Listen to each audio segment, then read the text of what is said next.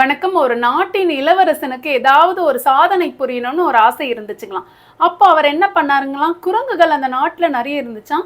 ஒரு கூண்டு முழுக்க குரங்குகளை பிடிச்சிட்டு வந்து அதுங்களுக்கு நடன பயிற்சி கொடுத்தாருங்களாம். 1 வருடம் நடன பயிற்சி கொடுத்தாருங்களாம். குரங்குகள் அந்த நடனத்தை திறமையா கத்துக்கிட்டாங்களாம். அப்போ ஒரு நாள் வந்து அவங்களுடைய அரங்கேற்றமா இந்த குரங்குகளெல்லாம் மேடையில ஏத்தினாருங்களாம். குரங்குகள் அவ்வளோ அழகா ஆடத் தொடங்குச்சுங்களாம் பாடல் கேட்ட உடனே. இதை பார்க்க மக்கள்லாம் வரிசை வரிசையா உட்காந்துட்டு இருந்தாங்களாம். அப்போ முதல் வரிசையில ஒரு சுட்டி பையன் கடலை சாப்பிட்டுட்டு இருந்தானா.